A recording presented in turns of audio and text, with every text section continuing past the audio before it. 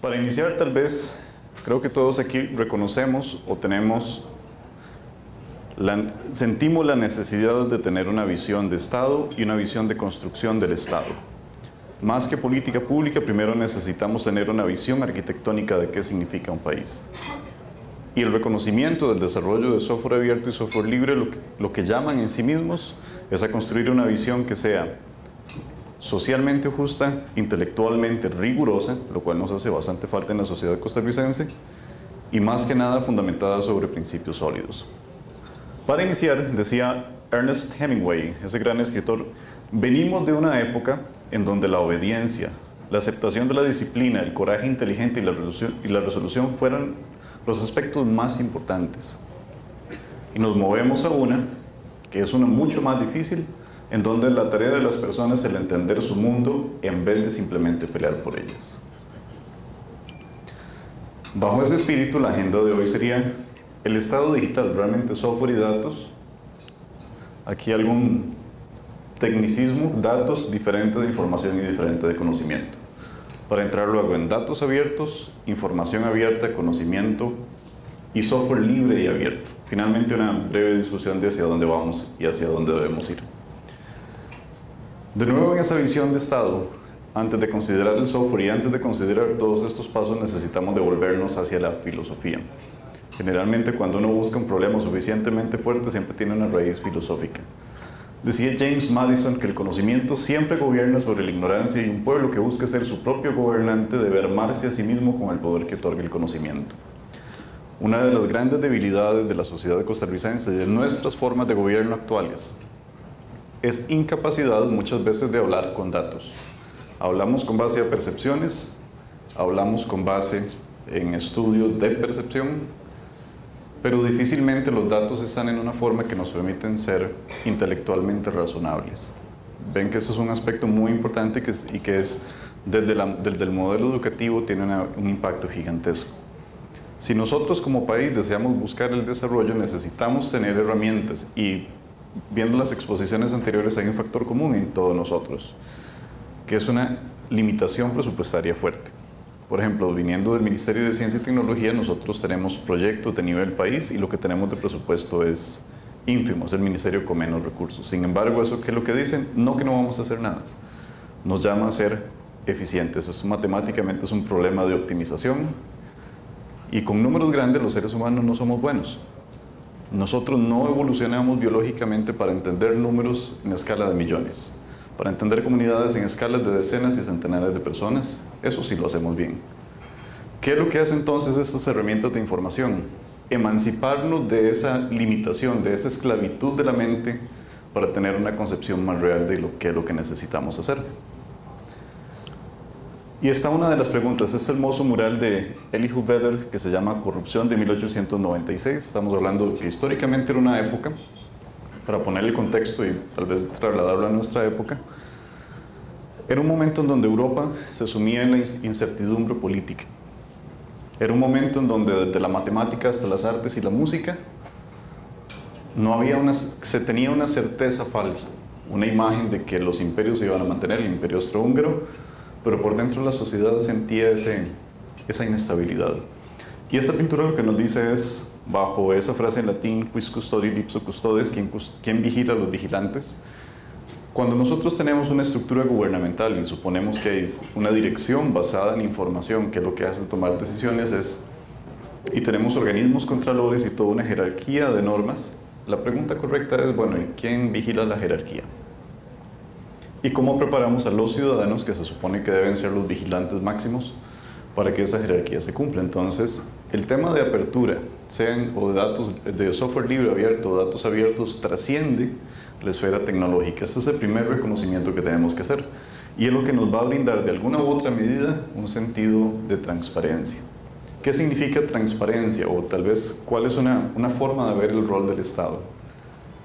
Podríamos decir, en el caso de los sistemas operativos, que la principal función del sistema operativo es no sentirse, ¿cierto? Asumimos que un sistema operativo es transparente y solamente nos quita los mínimos recursos para que las aplicaciones se habiliten. En cierta medida la labor del Estado es esa, es resource allocation, es asignar recursos, es generar eso. Entonces Si queremos ser suficientemente eficientes, también necesitamos ver el problema de arquitecturas del Estado como un problema ingenieril. Y eso es algo que frecuentemente no ocurre. Frecuentemente también la política trata de definir la lógica, y eso es un absurdo. La política debería partir de la lógica y generar a través de esa experiencia cuáles son las mejores prácticas, cuáles son las suposiciones razonables, no al revés. Y eso nos lleva a lo que se llama checks and balances, pesos y contrapesos. Una sociedad suficientemente organizada, en donde el gobierno es uno de los actores que genera esa redistribución de recursos, necesita ser consciente también de la naturaleza humana, que no es esencialmente mala, pero siempre tiene debilidades. Eso es una realidad con la que nosotros debemos vivir diariamente y por eso existen organismos contralores. Especialmente cuando hay manejos de fondos públicos. Entonces, ¿qué mecanismos me aseguran que el Estado cumple sus funciones? Puede ser no por mala voluntad, puede ser por omisión, puede ser por falta de suficiente información o due diligence, hacer la tarea. ¿Qué es lo que nos da? Datos e información y sobre todo educación. La educación forma aquí un rol esencial y creo que es uno de los temas que cuando uno habla con las personas, uno puede hablar de cualquier tema, pero hay tres temas importantes: creencias, política y educación. Son los tres temas que dentro de la sociedad costarricense o cualquier otra siempre tocan un nervio sensible en las personas. Y es porque es la educación la que nos pretende llevar a un mundo que ni siquiera es predecible ahora a 5 años. No hablemos tecnológicamente que ya a los 6 meses tenemos una gran variedad de tecnologías, sino que aquí a 5 años en la esfera política y la esfera económica no tenemos una idea clara de cómo van a ser las cosas. Y eso nos lleva a que el rol de la tecnología ha cambiado el rol del Estado, en el sentido no de sus funciones sustantivas, pero sí de la manera en que las realiza. Entonces, ¿qué es lo que habilita las tecnologías digitales? Lo que nosotros llamamos democracia profunda y extendida. ¿Cuál es el sentido de la democracia en sí? Es el sentido de participación inclusiva y más que eso es el sentido de tener la capacidad de tomar decisiones en colectivo. Sin embargo, ustedes ven que hay una gran cantidad de temas. Solo en el área de educación, por ejemplo, la forma de educación de matemática de las funciones es un área sumamente específica. Tenemos casi 4 o 5 niveles en los cuales hay que ir hacia abajo. Las tecnologías permiten una democracia profunda en el sentido en que los ciudadanos y las ciudadanas pueden involucrarse en asuntos públicos por interés y competencias individuales. Eso no pasaba hace unos años. Por ejemplo, todos los mecanismos de presión a través de redes sociales lo que nos evidencian es que, en el caso, por ejemplo, del maltrato animal, que ha sido uno de los temas recientes, lo que evidencian es que efectivamente las redes sociales llaman a gente que de otra forma no pudo haber sido llamada. Los conflictos internacionales en Libia y Egipto son otro ejemplo patente. Y nos llama también a democracia extendida. ¿Qué es lo otro que hacen las tecnologías digitales? Reducir barreras de tiempo y espacio. Cuando reducimos tiempo y espacio, tenemos una situación que es distinta. Muchas personas me han comentado cómo era el proceso de investigación académica hace ya unas 2 o 3 décadas. Significa, una persona estaba haciendo un artículo científico. Se daba cuenta que necesitaba una referencia que estaba en la biblioteca. Entonces tenía que sacar un día, probablemente cita a la biblioteca para buscar la colección especial. Se encontraba con un libro que era el índice de publicaciones. Se iba al índice y le decía en cuál de los anaqueles estaba la revista que buscaba y dentro de la revista tenía que buscar otra cantidad de tiempo específica para encontrar el artículo que quería buscar. Había una probabilidad de que no fuera el paper correcto y que refiriera ese a otro artículo, que probablemente no estaba en la biblioteca. Y entonces pasaban 3 semanas hasta poder encontrar el artículo en otra biblioteca y hacer el pedido. ¿Cómo ocurre la investigación científica ahora, por ejemplo? ¿Cuánto tiempo toma encontrar un artículo en Google haciendo las búsquedas correctas? De nuevo, veamos ese poder del tiempo. ¿Eso qué significa?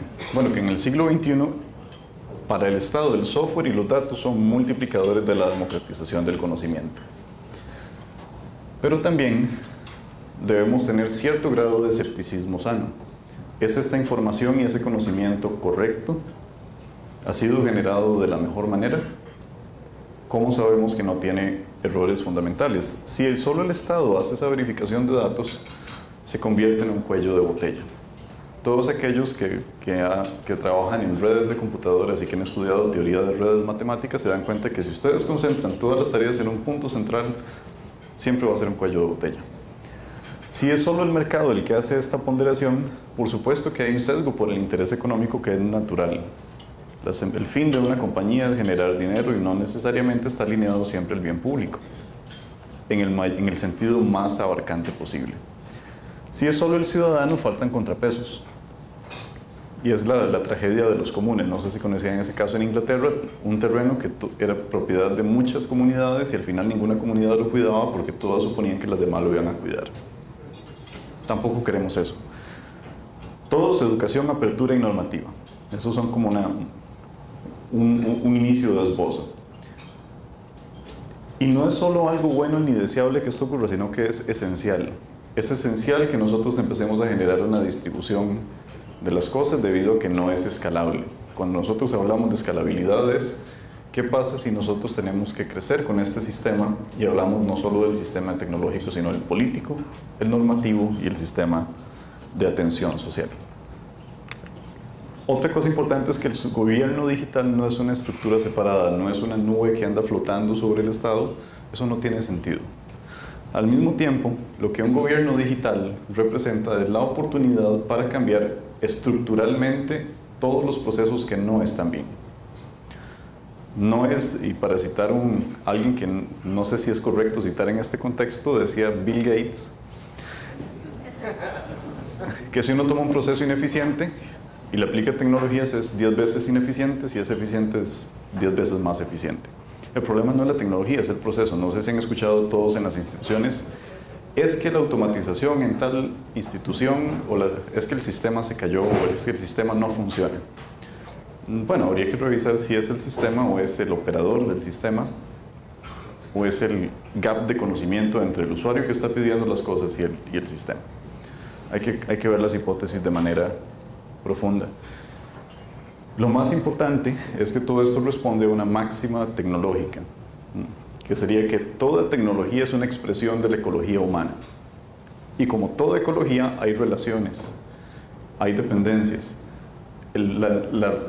Lo principal es que la naturaleza, cuando nosotros observamos nichos ecológicos, optimiza por presión de selección. Nuestras arquitecturas del Estado tal vez no han estado suficientemente presionadas hasta ahora con varias de las restricciones fiscales, etc. Y estas restricciones lo que representan son oportunidades de avanzar. A nosotros los seres humanos nos ocurre que solo en el precipicio es que a veces cambiamos. Como toda ecología existen componentes constitutivos, hay organismos, hay individuos y organizaciones y hay transferencia de información. Y con esto vamos a entrar directo a un ejemplo. No sé si les ha pasado a veces escuchar, y esto es una situación que tiene sus implicaciones profundas, cuando sale una noticia, se gastaron X cantidad de millones en este proyecto, entonces se escuchan clamores, es que eso es mucho dinero. Y uno pregunta, ¿comparado contra qué? ¿Compared to what? ¿Qué es lo que las tecnologías y esta apertura de datos y de software nos debe permitir? Un ejemplo como lo que hizo el gobierno británico, que dijo, bueno, para que la gente me entienda, vamos a hacer un gráfico en donde cuál es el presupuesto que entra de impuestos, cuál es el presupuesto que sale y cuánto tengo que pedir prestado. Ah, y por cierto, ¿y qué significa cuánto vale cada cosa? Y por cierto, ahí se dieron cuenta que había un pedacito muy pequeño que se invertía en investigación. Y eso cambió las políticas de inversión por apoyo popular. No por apoyo del Parlamento ni de la Cámara de los Comunes, por apoyo popular. ¿Y cómo ocurrió eso? Twitter a todos los miembros del Senado, del Parlamento, al punto en que tuvieron que cerrar algunas cuentas porque estaban inundadas. Ojalá pudiéramos hacer eso aquí con los diputados. Y ahora sí decía un proverbio chino que el primer camino hacia el conocimiento es definir las cosas por el nombre correcto. ¿Qué son datos? Como dicen, bear with me, queremos llegar a una conclusión. Datus, del latín datum, significa que los hechos, lo que nos he dado acerca de los hechos del mundo. Son textos, valores, imágenes en formato crudo, pero lo más importante aún es sin semántica. Y usualmente son resultado de procesos y son insumos para generar alguna estructura de más alto nivel. ¿Significa eso que las personas no lo van a entender? No, no necesariamente. Dentro de la población tenemos personas que, a pesar de tener tal vez una escolaridad baja, tienen muchísima más visión que muchas personas en otras condiciones. Este es un ejemplo. Estos son datos de calidad del aire del Ayuntamiento de Madrid. ¿Qué nos dice eso? En este momento la respuesta es absolutamente nada.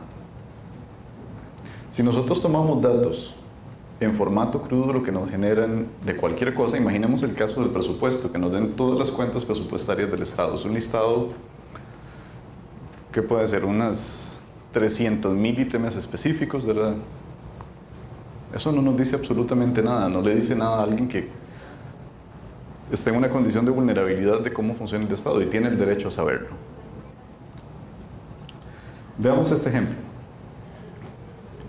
Sabemos que hay un montón de Cs, TGs y unas As por ahí, es parte del genoma humano. ¿Qué nos dice eso? Son datos nada más. Tenemos nada más el conjunto de la secuencia y en crudo no nos dice nada. De hecho, el problema biológico que se extiende a muchas otras capacidades de investigación, por ejemplo, por eso se dice que hay casi 500 años de investigación esperando en biología molecular. Otro ejemplo. Y este es uno del Ministerio de Ciencia y Tecnología, que recupera a través de los indicadores nacionales cuántas personas se van a estudiar y dónde. Tenemos los datos. ¿Esa es su información? Todavía no tenemos una organización cognitiva para hacerlo. ¿Es esto conocimiento? No, ni siquiera hemos llegado a esta fase. Y ya voy a llegar ahí. La información o informatio en latín se deriva de dar forma a la mente. Es cómo construir estructuras que nos permitan catalogar el mundo. Entonces son datos acerca de otros datos o metadatos. Tiene contenido, sí. Generalmente si hablamos de información hablamos de un mensaje. Claude Shannon aparece por ahí, teoría de la información. Ok. Exhibe complejidad.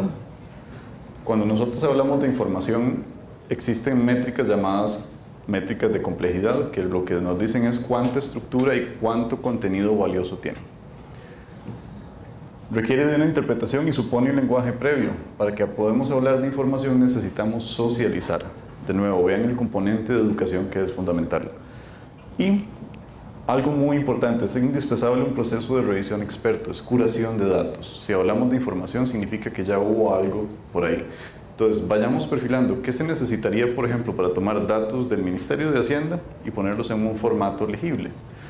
No significa ocultar cosas, significa entender cuál es la semántica más adecuada para que todas las personas puedan entender de lo que se está hablando. Una de estas cosas, ¿se acuerdan de aquellos datos de la calidad del aire? Resulta que la Agencia Ambiental Europea toma estos datos y genera anualmente un reporte. Entonces, esto es información acerca del comportamiento de la calidad del aire. ¿Qué es lo que estamos viendo aquí? Partículas por millón. Curiosamente, para el caso de Costa Rica hay un estudio semejante que ahorita vamos a ver. ¿Qué es lo que estamos viendo aquí? ¿Recuerdan esa secuencia desordenada que solo tenía algunos colores muy interesantes por ahí? Bueno, aquí lo que ya estamos viendo es información sobre frecuencia de aparición de esas cosas.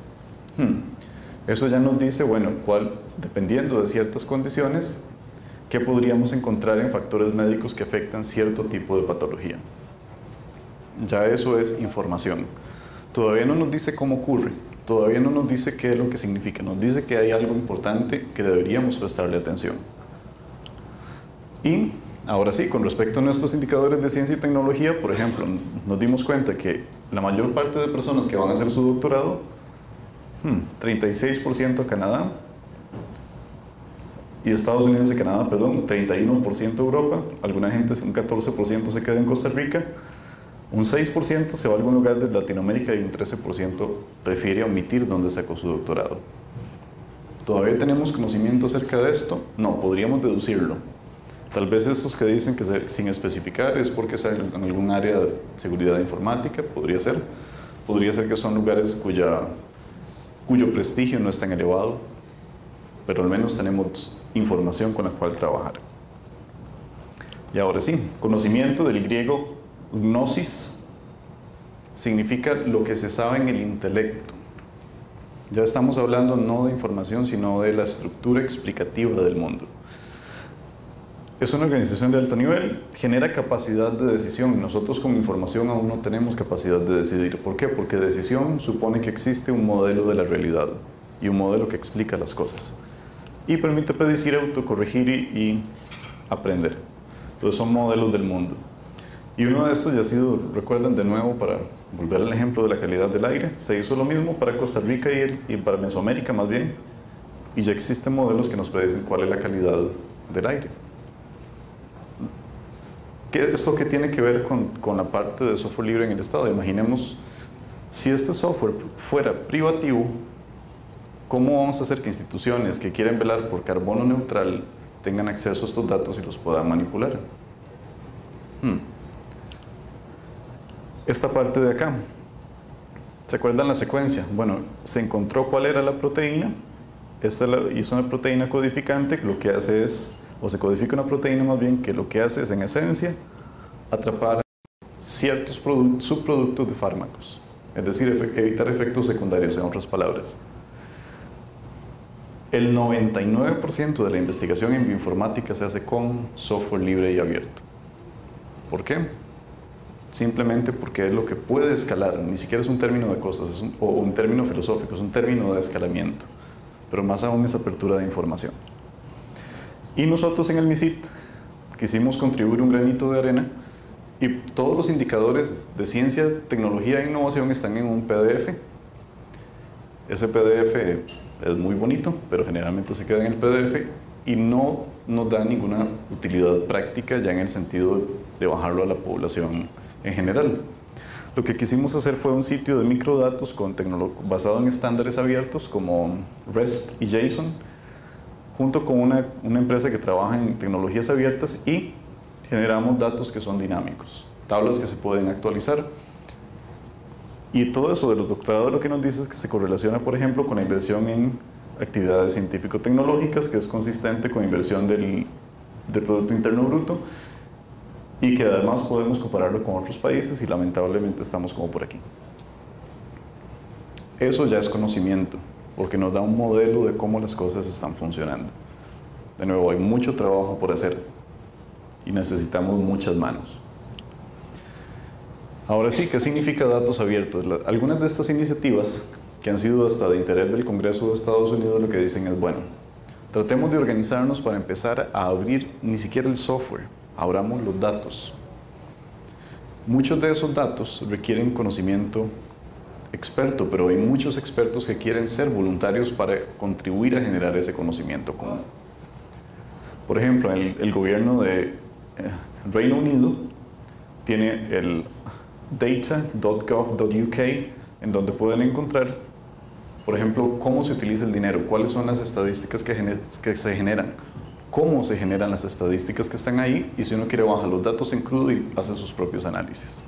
Imagínense poder hacer eso con, por ejemplo, toda la base del Tribunal Supremo de Elecciones y generar automáticamente árboles genealógicos que nos ayuden a trazar patologías en la caja. Interesante. Luego, una parte muy importante, si quiero prestarle atención a esto, es el tema de datos abiertos geoespaciales. Una de las partes que ha sido más complicado en Costa Rica de abrir son los datos geoespaciales. Nosotros a veces tenemos otro problema, que como somos ticos, pensamos a veces en chiquitico y nos gusta tener nuestro propio castillo. Eso no funciona. En un mundo moderno, globalizado, con tecnologías digitales, necesitamos contribuir y compartir nuestros datos. Y los datos geoespaciales son unos en donde todavía tenemos una mentalidad feudal. Tenemos por aquí también software que nos ayuda a apertura de datos. El Open Data Kit es un software abierto en la misma filosofía y libre en el sentido más estricto, que lo que hace es precisamente eso, tomar una colección y darle sentido con respecto al acceso. Y está también la parte legal, qué datos abrimos y cuáles no. Por ejemplo, si abrimos todos los datos de procedimientos judiciales, vamos a afectar la investigación. Por ejemplo, recientemente, para contar ya un caso al que le puedo hacer disclosure, A nosotros nos toca la seguridad digital del país, el CECIRT. Tuvimos un caso en donde atacaron Asamblea Legislativa y Casa Presidencial.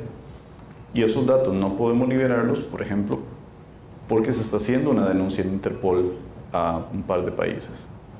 Entonces también tenemos que tener una consideración del marco operativo, pero más aún de cuál es el marco legal. Y existen herramientas o instrumentos legales y guías de instrumentos legales que nos permiten hacer eso.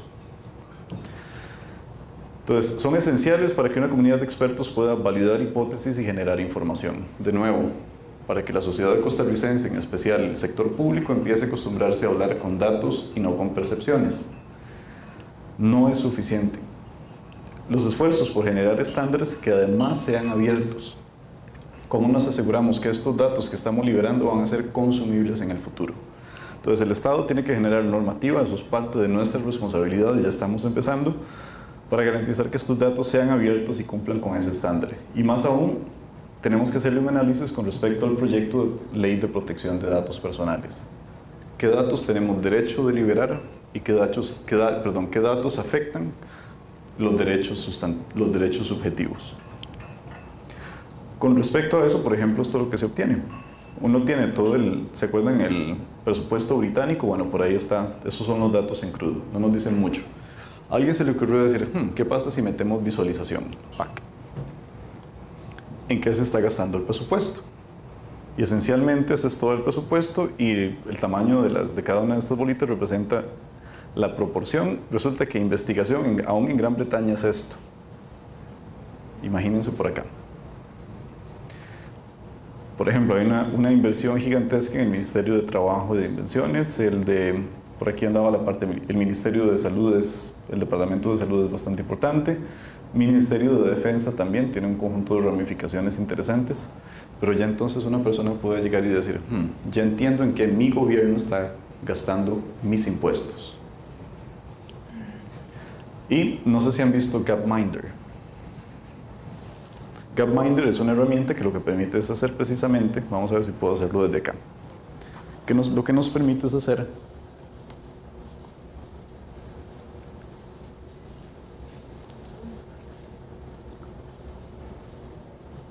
si no, por cuestiones de tiempo, mejor pueden entrar ahí y luego,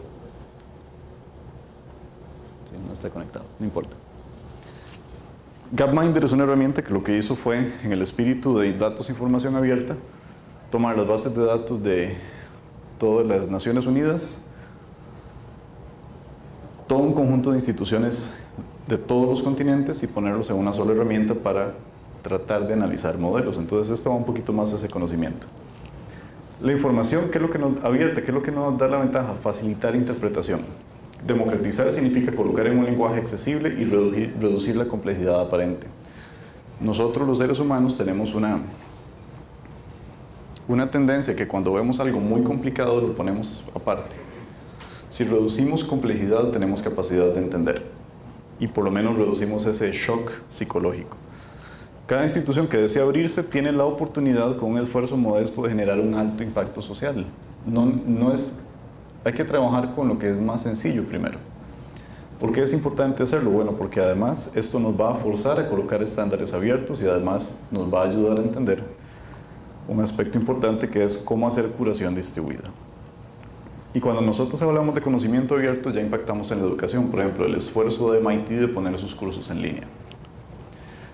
El esfuerzo de la Universidad de Minnesota, uno de los problemas que todos afrontamos es el costo de los libros de texto. Cuando estamos en la universidad o en el colegio, muchas personas no pueden tener acceso a esos libros, y lo digo porque esa fue mi condición. Si los libros fuesen abiertos, por lo menos los libros básicos, imagínense que sean validados. La Universidad de Minnesota está pagando $500 a cada revisor para que contribuya. Comparado al costo de un libro de texto estándar, esto es una diferencia que cambia la sociedad. No hay nada más que lo haga que la educación. Y aún en la publicación científica, por ejemplo, había una compañía, el Sevier, que es todo un negocio de publicación.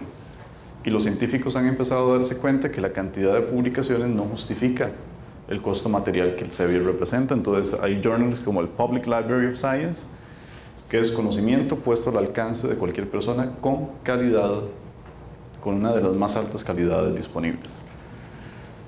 Y aquí voy de nuevo a un término filosófico, petición de principio.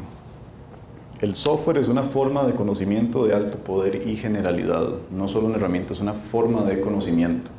Describe procesos, genera datos, información y permite múltiples representaciones. Por lo tanto, es una extensión del poder del intelecto.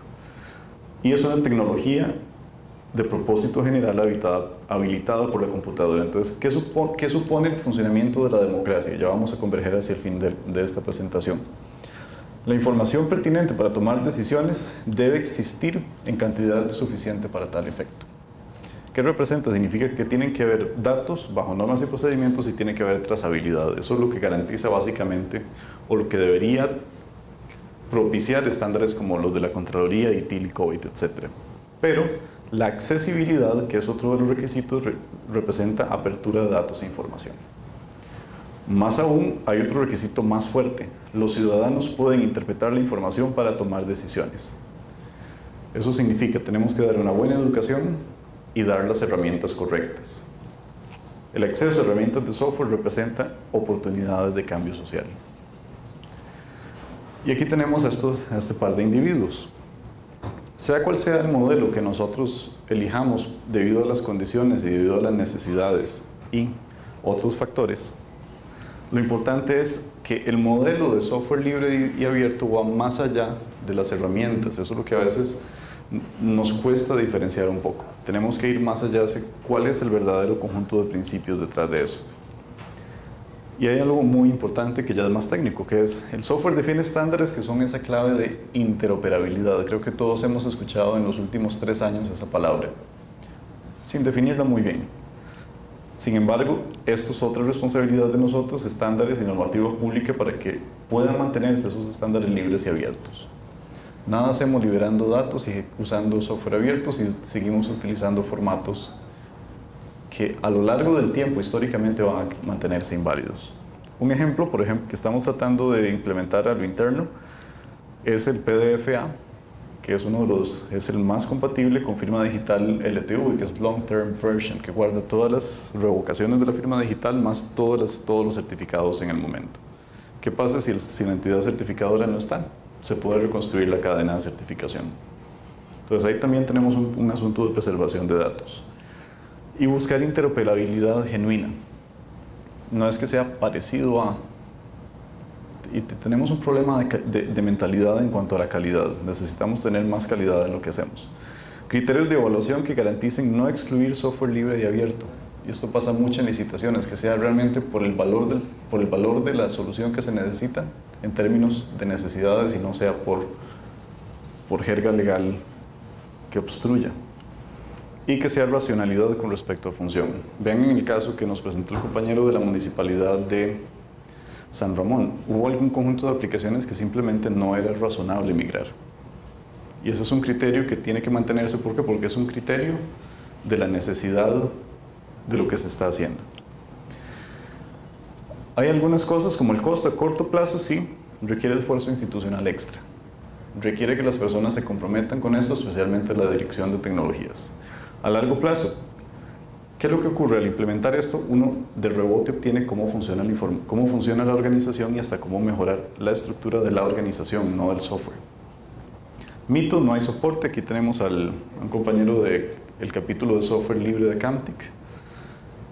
Si bien es cierto, en el pasado la ecología de sistemas libres era más restringida, ahora ha ido creciendo. Tal vez no es lo que deseamos o lo que se necesite. Sin embargo, para que haya un balance correcto entre aplicaciones licenciadas y no licenciadas y que haya ese equilibrio natural, necesitamos más. ¿Es inestable? Bueno, 72% de los servidores corren sobre Apache Server. Y esos son en todo el mundo, no solo aquí. ¿No hay calidad? Bueno, el gobierno de Brasil y el de Holanda han logrado generar sus estándares gubernamentales con altos niveles de compliance, de cumplimiento de las normas técnicas ITIL y COVID basado en Linux. Y esa es una frase muy fuerte, pero que creo que a veces resuena. El Estado no debe ser secuestrado por el código fuente que implementa sus procesos. Y eso es una frase que suena dura, es dura y debe ser así. Necesitamos reconocer un problema que existe. ¿Hacia dónde vamos? El mundo completo se dirige hacia una cultura abierta. La complejidad de los hechos del mundo hace que esa centralización simplemente no sea factible. El desarrollo entonces dependerá de la habilidad de garantizar transparencia en datos e información. Cuando hablo de desarrollo, es desarrollo humano, no solo tecnológico. De ese funcionamiento de gobierno es exceso de herramientas. Los datos, ¿qué está ocurriendo con ellos? Crecen exponencialmente. El software no, el software crece lineal. Tenemos una cantidad lineal de personas haciendo software y contribuyen de manera, a lo sumo, polinomial cuando un componente se reutiliza. Los datos siguen y siguen y siguen creciendo. ¿Qué significa? ¿Es un reto? Sí. ¿Es un problema? No. Es una oportunidad para que el país, especialmente nosotros, si generamos una aplicación para el Estado, podamos tener la capacidad de transferirla a quienes lo necesitan en la región y convertirnos en líderes. Y para poder compartir de manera efectiva, hay que ser abiertos. Y en eso siempre me gusta presentar algo que realmente estemos haciendo y no solo hablar. Parte del trabajo que estamos haciendo algunas personas a lo interno es tratar de entender un poco más el modelo de gobierno digital. Este es un esquema muy preliminar para empezar, para entender, porque lo primero que ocupamos es entender cómo funciona una ecología en gobierno digital del servidor público, los procesos, cómo hay contabilidad y trazabilidad de procesos, hasta cómo se manejan factores externos. Yo creo que estamos en una oportunidad muy importante de utilizar todo este conjunto de condiciones que aparentan ser adversas para poder evolucionar hacia algo más sólido.